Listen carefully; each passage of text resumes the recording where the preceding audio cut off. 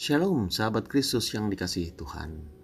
Mari dengarkan firman Tuhan yang datang kepada kita pada hari ini.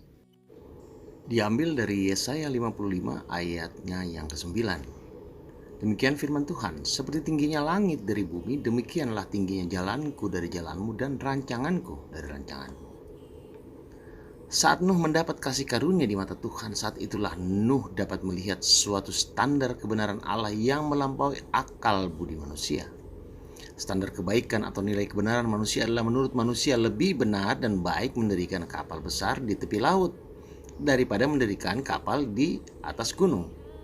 Namun standar kebaikan dan nilai kebenaran Allah adalah lebih benar kalau Nuh mendirikan bahtera atau membuat kapal besar itu di puncak gunung Ararat, bukan di tepi laut. Ketaatan akan mengajar kita untuk lebih banyak tahu tentang Allah. Dengan taat berarti kita telah melakukan penyembahan yang benar. Pemazmur Daud berkata, Tuhan, katakan sajalah apa yang aku akan lakukan dan aku akan melakukannya sepanjang hidup dan aku akan menaati ketetapan-Mu dengan sepenuh hatiku. Allah benar-benar ingin agar kita menghabiskan waktu dan sisa hidup kita untuk bersekutu dengan Dia. Dia ingin kita mengasihi Dia lebih dari segalanya karena Dia lebih dulu mengasihi kita. Sayangnya banyak orang Kristen yang lebih mementingkan suatu kegiatan lain daripada bersekutu dengan Allah. Hal ini dengan tanpa sadar kita sudah memberhalakan, misalnya tidak datang beribadah pada hari Minggu karena jam siaran sepak bola di televisi atau siaran tinju dan lain sebagainya. Tanpa kita sadari kita telah memberhalakan dan membuat hobi lebih dari Tuhan. Firman Tuhan, carilah dahulu kerajaan Allah, semuanya akan ditambahkan kepadamu. Namun ketika seorang Kristen tahu bahwa apa yang ia lakukan berdosa, namun ia sangat menikmati ketika melakukannya dan terus-menerus melakukannya, maka sebagai orang percaya patutlah kita menasehatinya.